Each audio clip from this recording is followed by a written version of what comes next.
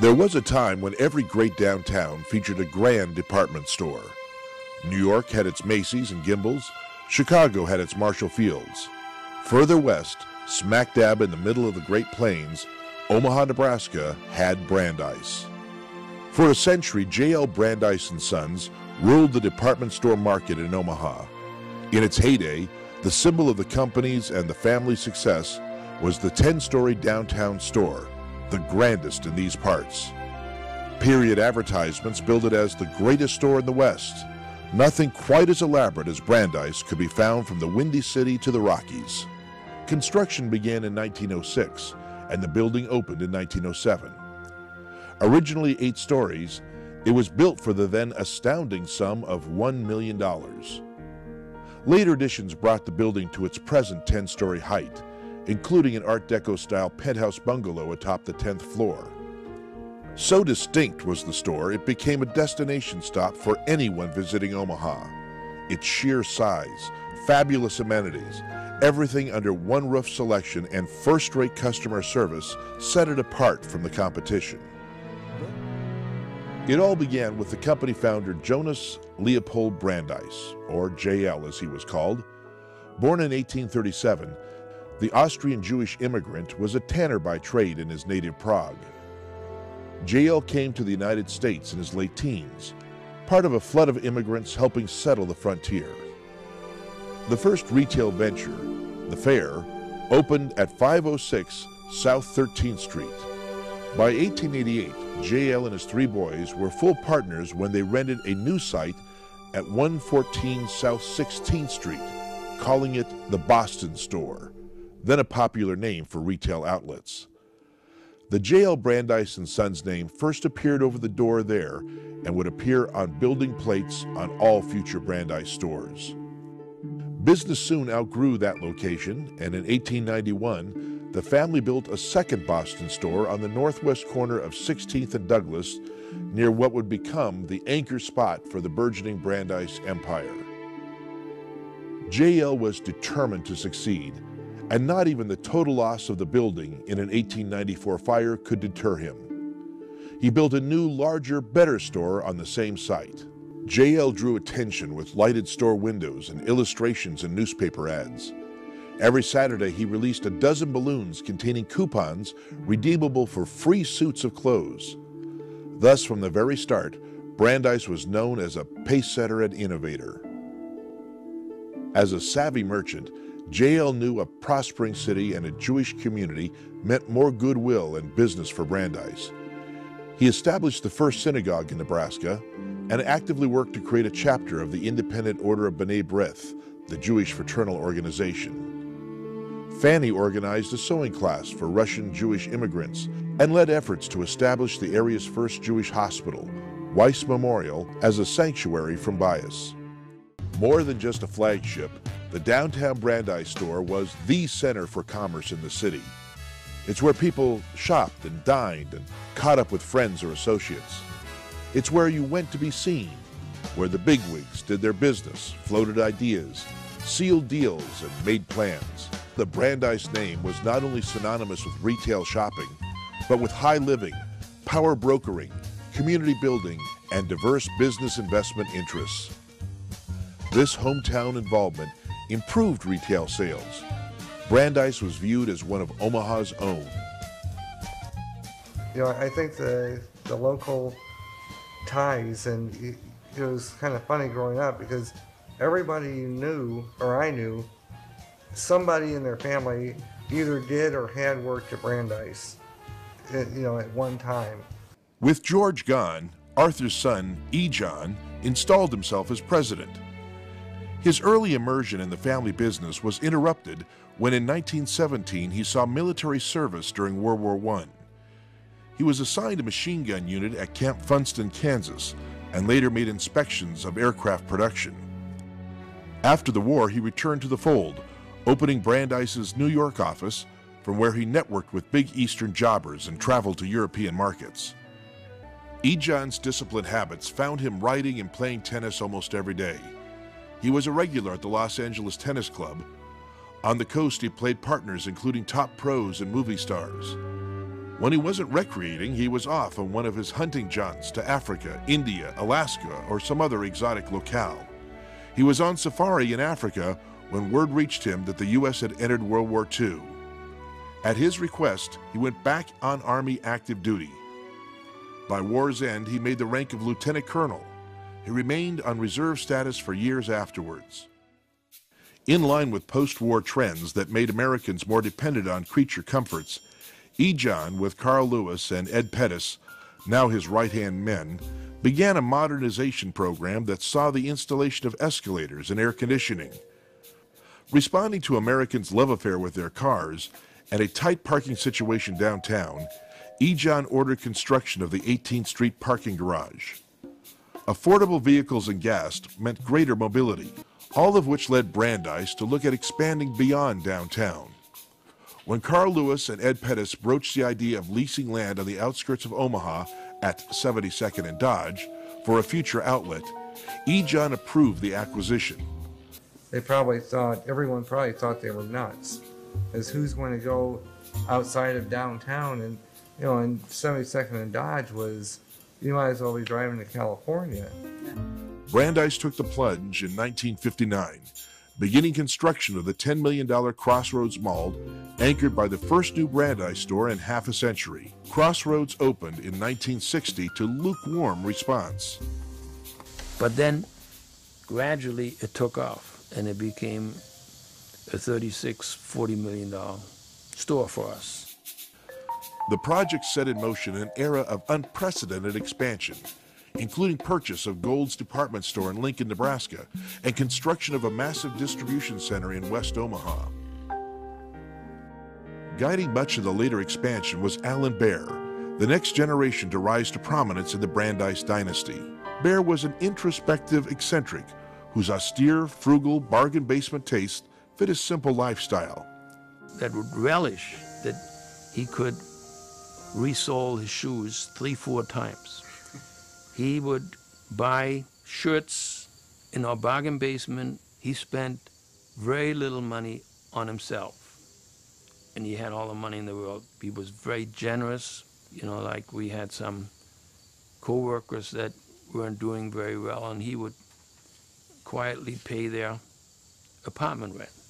By the late 1970s, Alan Baer saw the changing retail landscape, with the emergence of national chains like Target and Dillard's and regional giants like Yonkers, cutting into Brandeis's market share and putting it at a competitive disadvantage.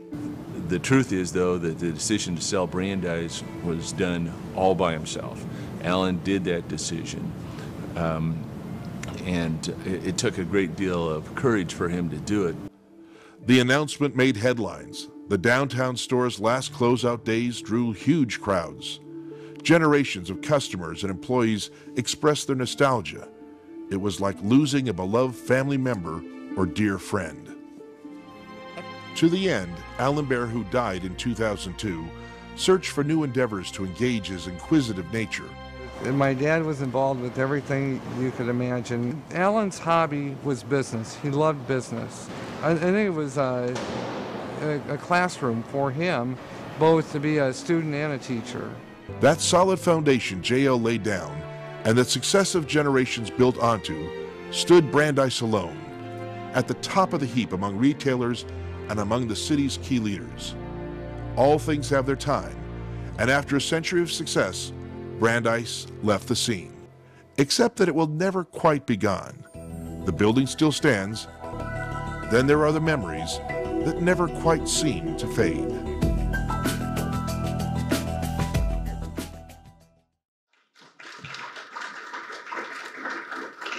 Thanks. It's good for me to be here. I have to tell you, I see a lot of friends in the room and a lot of people I know all the way back to Harrison School, so I feel like I'm very much at home here.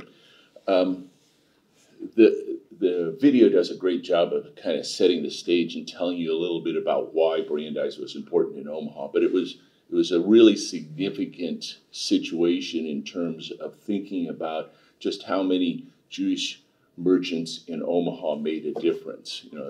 It's Gorman's, it's Borsheim's, it's Brandeis. It was kind of the heart of Omaha from the commercial side for a long time. As much as we think of Omaha as a livestock company or a livestock city in those days, it was really merchants' capital too, and it was really made a difference. All I want to do is tell you a few stories, if that's okay, because frankly, putting it in a historical context is for somebody who is around and is an historian. I was the lawyer for Brandeis from about 1979 when I graduated from law school until we sold it in 1986. So I saw a lot of the things and heard a lot of the stories, and I can give you a few stories. Ted Baer will give you more stories because he was there and saw a lot of the things going on. The video does a good job of talking about the history, but it doesn't tell you that, for instance, so JBL Brandeis had 3 sons. Emil, who was one of the sons, was on a buying trip in Europe, coming back on the ill-fated Titanic. When that ship sank, John Brandeis took over the store, and it was 1917, someplace in that area when things got settled down, and he took over, and he was a very young guy. So they brought in his cousin from Chicago, a guy named George Brandeis, and he kind of ran the store for a while until John became old enough to take over the whole operation. John, he was much more of a playboy, I think, in those days than that video leads you to believe. Ted can tell you the stories about when he came through the stores and what he did in the stores, but he was an interesting character. I'll give you one. So my perspective is as a lawyer, right? So I was there, and we could probably do a whole series, Jay or Alex, on Monsky, Grudinsky, Good and Cohen, which was the law firm for Brandeis for most of the years, and it was one of the most significant law firms in the history of Omaha. And just to put it into perspective, so Monsky, Grudinsky, Good and Cohen merged into Q-Tech Rock in 1973. Now, why did they merge in? Well, so if you go back, there's always some kind of story in Omaha. Harry Cohen, Jerome Q-Tech, Richard Robertson, and Roman Haruska all were in the same class of 1920 at Tech High School. And so they all knew each other from back then. And Harry Cohen and Jerome Q-Tech left Omaha and started a very successful insurance company in lovely Hammond, Indiana. But he called upon his Tech High School classmates, Richard Robinson and Roman Haruska, to help him out with his son, Bob. So Bob became judicial clerk to Richard Robinson when Richard Robinson was a federal judge, and then he became the chief of staff for Roman Haruska when Roman Haruska was in the Senate and was the ranking member of the Judiciary Committee. So Bob knew everybody and everything, and was well connected in the circles, the judiciary circles. He came back to Omaha in 1965 and started Q-Tech Rock. And then later on, when Harry wanted to merge the law firm in, he wanted to go slower. He merged it into Q-Tech Rock. Q-Tech Rock then inherited Brandeis as its largest corporate client. And so running Brandeis was a big deal. Harry had a stroke about the same time that John died. So we were in a situation where they had to bring in some other lawyers, one of whom was a guy named Tom McCusker, who some of you may know. Tom ended up being general counsel of Mutual of Omaha. Anyway, Tom then represented John's estate. And John died from being gored by a buffalo in Africa, if I remember the story correctly. And when he left behind, the estate became super complicated because there was a very complicated tax laws in those days.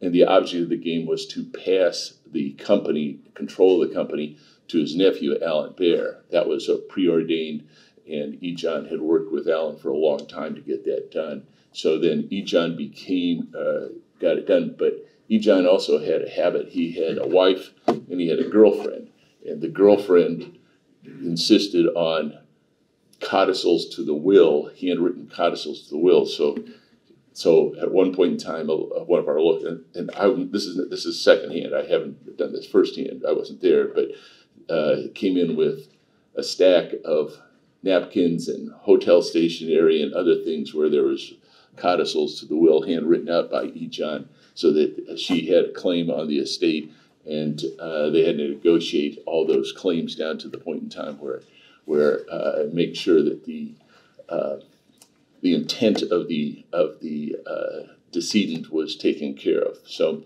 that gives you a little bit of idea of kind of how E. John rolled, and it was an interesting. He was an interesting life. One of the things that you'll see is pictures of E. John holding court, literally being.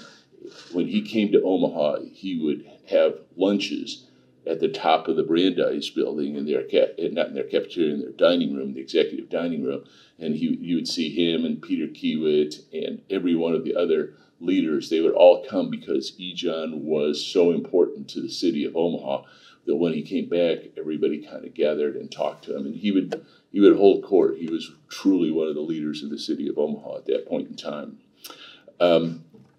So that video, by the way, thanks to the Jewish Historical Society, it's really important that they maintain these kind of this history of Omaha, I think, for all of us. But it was really interesting to think through what was going on as Brandeis began to change. There's a little reference in there into Target and Dillard's and all the national chains that were coming at that point in time. But the downtown stores, if you remember back in those days, there was a change in demographics that happened that was so significant, and it was basically that women went to work. And when women went to work, they didn't have time to go downtown and do the day shopping at Brandeis, or if you'll remember, Kilpatrick's was nearby and Penny's was nearby. So the demographic change there was that they wanted to do the shopping on weekends and after work, right? So they wanted the shopping couldn't be downtown, it had to be out in the neighborhood. So the decision to open the Crossroads, which the video doesn't give enough credit to Alan. Alan was the one who took the hit on that from when people were arguing about whether or not to do it. Alan was the one who was key in terms of voting that through and getting Crossroads started. And in the end, that Crossroads store was doing many times the volume of retail that the downtown store was, and it was doing it at a much less cost. Besides, Brandeis owned the Crossroads Shopping Center. So that was a significant asset within the Brandeis organization. So when all this got done, and it became clear that the downtown store was losing about $1 million a year, and Brandeis was significantly needed to keep it, in the 1979 era, needed to come out of if you remember back then, the economics wasn't too good, so they needed some work to be done in terms of making their balance sheet look good. So the first thing they did was close down the downtown store, and that was my first encounter as a lawyer. It's my first deal as a lawyer. It was quite the opening into being a real estate lawyer. A lot of difficult. I can remember, and I don't know whether you know this or not, Ted, but Alan got a lot of pressure to keep the store open, and there was just no way that it could ever be done. It was either close the store or close down Brandeis, and so he took a lot of personal hits. I can remember. I don't know whether any of you remember the name J.D. Anderson, but he was president of Guarantee Mutual at that time. I can remember him standing in the hall in the elevator and just kind of pounding Alan with the idea that he shouldn't close down the store. And everybody looked at him. Alan just looked at him and said, we'll either close down the store or close down Brandeis. And that was a significant decision, but it met with it took a lot of courage to close down that store without, in the community. The next thing that happened was we didn't get into the Westroads. There was a decision made not to put Brandeis into the Westroads because they owned the Crossroads, and the Westroads was only a little bit away. Well, then they reversed that decision and had to use the money that they saved by closing down the Brandeis store, or downtown store, to move into the Westroads and rebuild so there was if you remember, there was a Brandeis store on the Westroads. It wasn't on either side of the anchors. It was kind of in the middle there. So that was done. And then we sold off the Crossroads and we sold off the South Roads.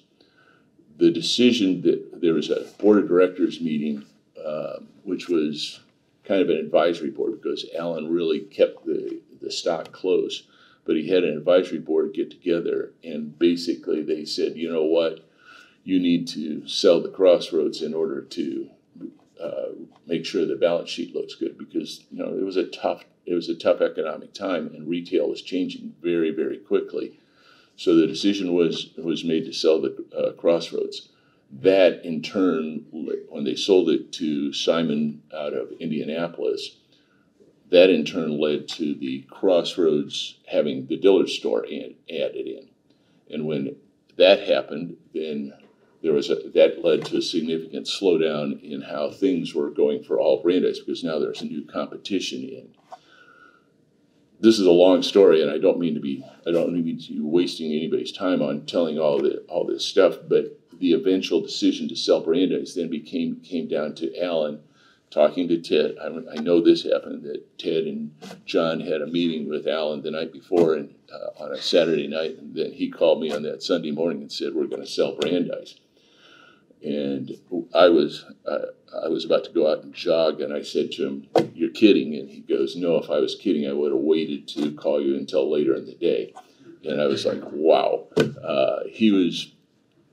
He had a good sense of humor all the way through, every time.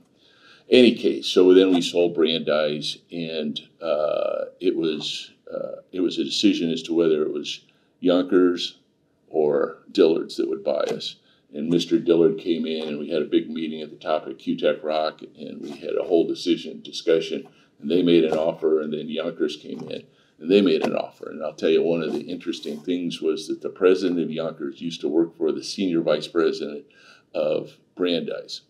And the senior vice president of Brandeis had been kind of a difficult boss. So the president of Yonkers loved the idea of having him work for him. So that ended up being kind of the key to why they outbid. And it was one of those things where as you look back on it, you kind of go, wow, I can't believe all the history that I got to live through and all the things that happened to me. Ted has a completely better perspective on it than I do and has got more interesting things to tell you. So I'll just let you come up and talk through. What year was that? 1986. And the sale went through in February 2nd of 87. Yes, that's February 6, 1987. Not that we don't remember that. Yeah. So my name is Ted Bear. My father was Alan Bear. And as a kid growing up with the Brandeis stores, my brother and I, one of my fondest memories is going down to the downtown store on Sundays before anything was open on Sunday. And his office was on the 7th floor.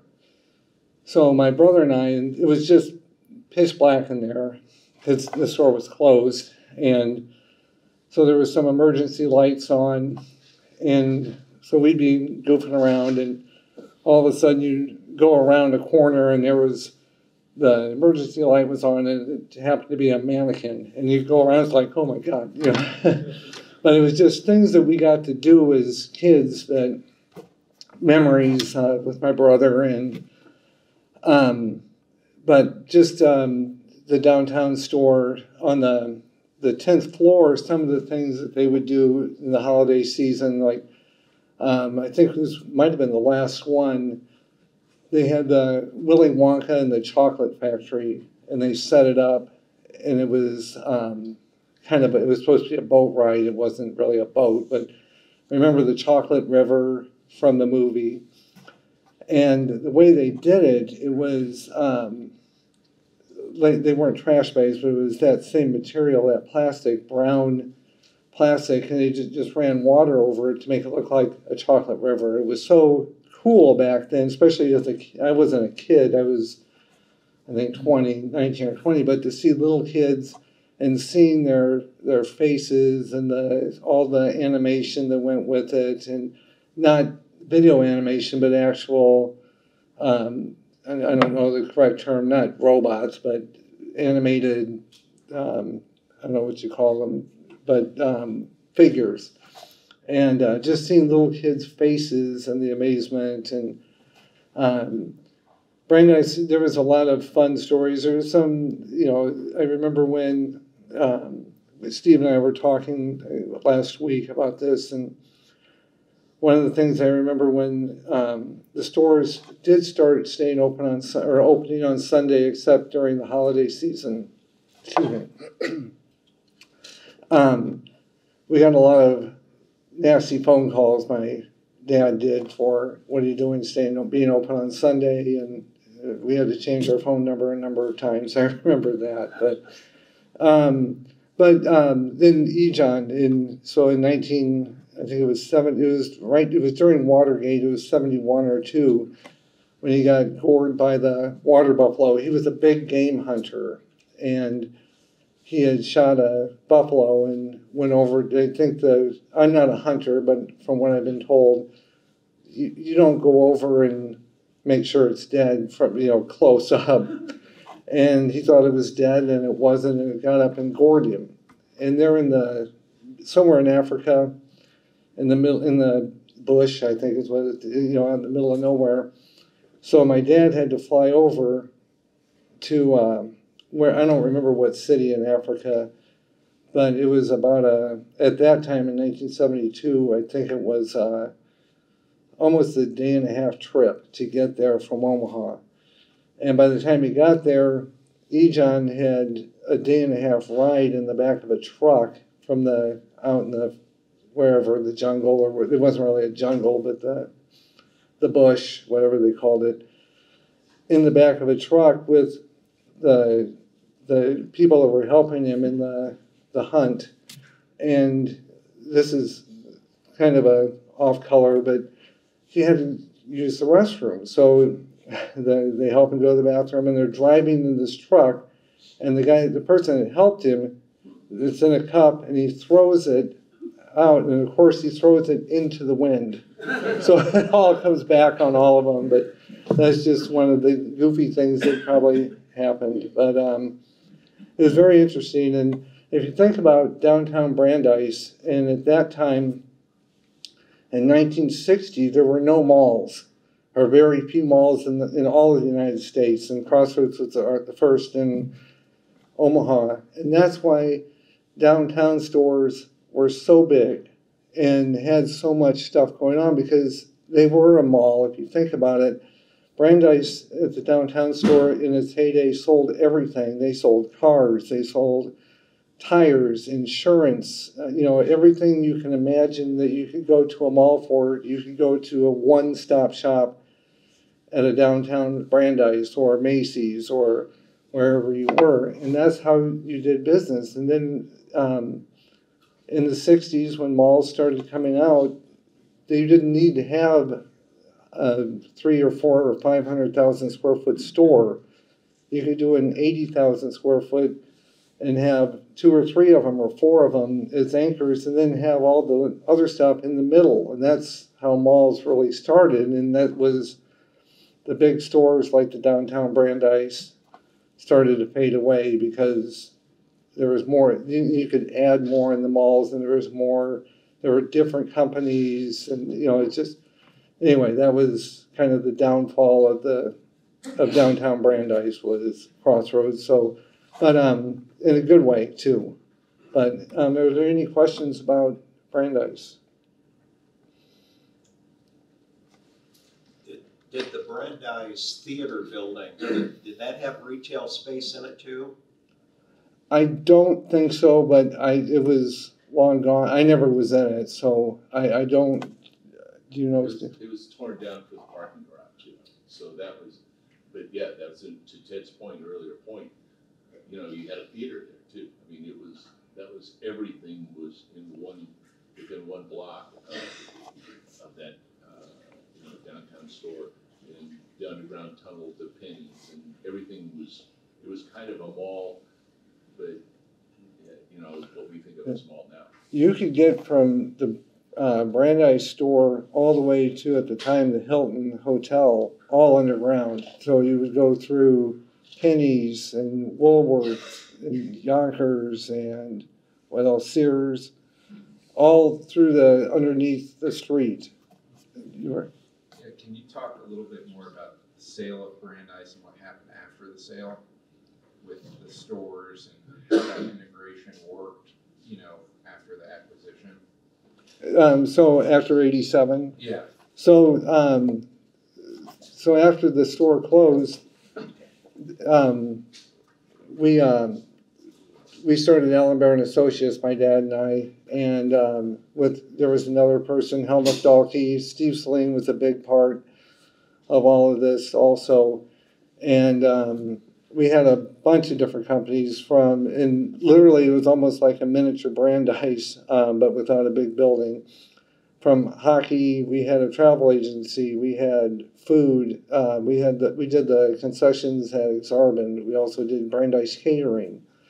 At one time so they found that like at weddings, throwing rice, you had to stop throwing rice because the birds would eat it and hurt the birds later. It would blow up inside them. So you had to stop throwing rice at weddings.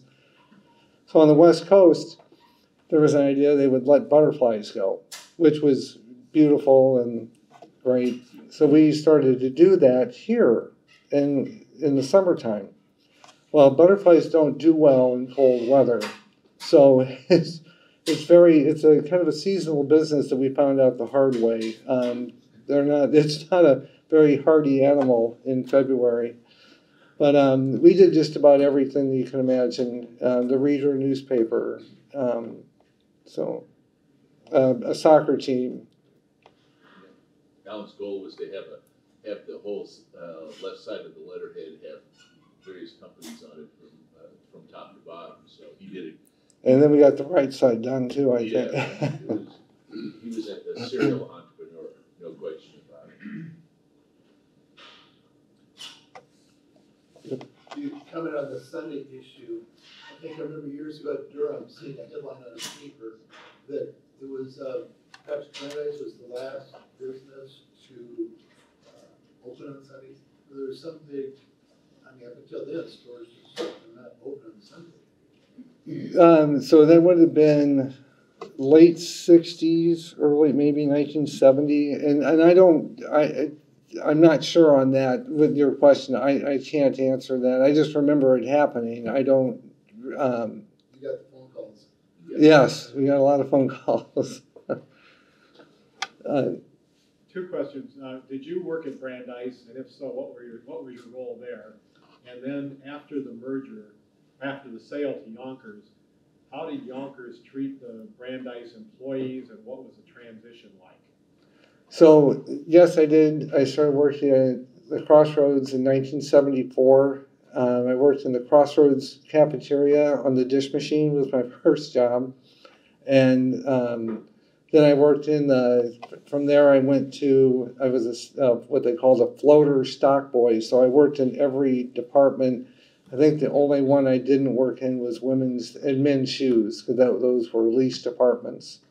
So they had their own employees. But I worked in every department in Brandeis when I was a kid. And then I was in the buying offices when the store sold. And then how did Yonkers? I did not stay with Yonkers. I went on with my dad. I've heard good and bad things. I think for the most part, I don't think a lot of the Brandeis people like the buyer, the management, and they kept like store managers, but I don't think most of the buyers probably stayed for very long. It wouldn't surprise you to find out that Alan then used all the Brandeis employees because he knew who was good and who was bad, and a lot of the people ended up working for Allen Bear and Associates. Yeah. And so there were two guys that were working right under Alan in the top of the Walt was the guy that I mentioned that was the senior vice president that the president of Brandeis wanted. Well, he quit immediately, so he never got the satisfaction of beating him senseless. But then Sid worked for Yonkers for a number of years and moved to Des Moines and was an executive vice president over there for a number of years. But he was a very strong leader and a very good individual to have run that. Steve and Ted, out of the various companies post sale, can you tell maybe a story or share, like, out of the various companies, what were the couple that were the most successful, and then what were the maybe one that wasn't, and why? Butterflies, number one. The hockey team, when we sold it, we sold to Mario Lemieux. It'd probably be the name you would recognize the best. There was Mike Ruzioni. He played on the 1980 Olympic hockey team, gold medal team. There was a group. There was another NHL guy, and I can't think of his name. But there was a group of, I think, 6 investors that bought the Lancers.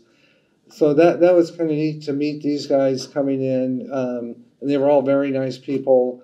And then that was one side, and then the Butterflies was the other. Travel Fair, our travel agency, that was bought out by the person who went into business with us, a former Brandeis. She ran Brandeis Travel. And Matilda, she did a great job, and she ended up taking it over. Brandeis Food Management, Joe Thallis, who's still in business doing catering. Another guy, he did not work for Brandeis, but worked for us for probably 10 years. We bought the Lancers for $6,000. $1, well, it's $1 beer night. Well, the first, so when we first got, is it all right if I tell a Lancer story? Yeah. So when we first got the Lancers, and we had played a couple games at Hitchcock Ice Arena, so this would have been 1988 season, 88, 89.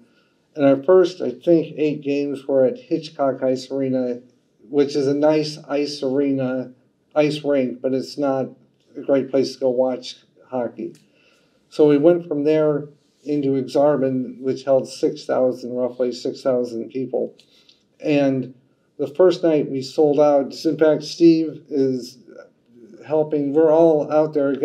This was before the internet, so it was, you had to buy tickets in person. You couldn't go online and buy a ticket. So our night of the game, the place held 6,000. We probably sold 4,000 seats, the old hard tickets, and it took forever to do it. And so we, instead of taking the Frisbees and putting them back, the guys that went out to pick them up are throwing them back into the crowd. So what happened on the second one? They're all back on the ice again. So anyway, about 2 games later, we figured out to have Omaha Police, off-duty Omaha Police, which made a big difference. So that's just one. We have a few others. No, they sold it. I think Mario, the core group, Mario, Ruzioni, they had it for about 4 years, and then they sold it to 1 or 2 of the original guys that were in it, and they had it for 5 or 6 more years, and then they're since gone. I don't know who the owners are now. I've never met them. Somebody else? We used to have a drawer in my house with the season tickets. Yeah. And I remember whenever it was time to go to Lance, you have to go into the drawer and find the right night. Back to the stores real quick. So you had the downtown store, the Crossroads West. How many stores were there at the peak, and where were they? I think 14. 14, yeah. It was from Grand Island to Des Moines. So you had downtown, when they were all from 1980 and before. So you had downtown, Crossroads, West Roads, South Roads, Baker Square, the Gold Store in Lincoln, Valley West in Des Moines. There was another store in Lincoln. What's the mall in Lincoln? I can't think of it now. Gateway, Grand Island, Hastings, Westgate. Did I say South? Valley Fair in Des Moines. Maybe it was 12. I thought there was one more that I can't remember. But so. How's that? What's that line? I went to a fight the other night and a hockey game broke out. Something like that. So, my dad was store manager at Gimbel's in Philly. I'm very familiar with the department store deal. They were bought out, several years ago by Brown and Williamson tobacco when they went out of business. What's your take on what's going on with department stores now? The fact that Crossroads was innovative or controversial when it was built. Now it's down. Now they're building it back up again. I mean, what do you guys think of that type of shopping experience? Well, Gimbel's one. That's where Sid Perlman came from, actually. It's so different, and I'm by no means. I just give you how I feel about it. I'm not educated on it besides what I read and see. But it's such a different, it's just night and day different with the internet, discount, the internet changed everything, and it kind of it didn't ruin, it changed, like everything changes, and you don't need four walls and a roof anymore. You just need a computer. And that's, I remember when it first started, when the internet first started, and you just buy clothes on it. Well, no one's going to buy clothes because people want to see it. They want to touch it. They want to try it on. Well, you can send it back and get the right size, or the blue one instead of the green one, whatever. They made it so simple, and they don't need to have a huge, beautiful store anymore. And you don't have to have display windows, because you can, they're all pictures, and it's just so different. I'm glad that I'm not in that business today. Everything you touched. Who would have thought 20 years ago that you would buy a car online from Ohio or from overseas, even without seeing it and driving it? It's no one. 20 or 30 years ago, I never could have imagined buying something something like that online without seeing it first. And it's just changed so much. I think we have one more over here. Sorry. Just for maybe Steve, since he was there, but was there one, if you look back, was there one decision, one moment that either sealed the fate that they're going to go away? And why is Dillard's able to continue doing this? What did they do right that others did wrong? Well, Dillard's is the main decision. Because when they came in, I remember the thing when we met that fateful night was we felt that we could compete against Yonkers, and Omaha was good for Brandeis and Yonkers, or Brandeis and Dillard's, but we could not compete, and I'll let Steve compete against, Yonkers was a much bigger company than us. They were an insurance company that owned a department store that had not unlimited, but compared to us, unlimited funds to make this thing work.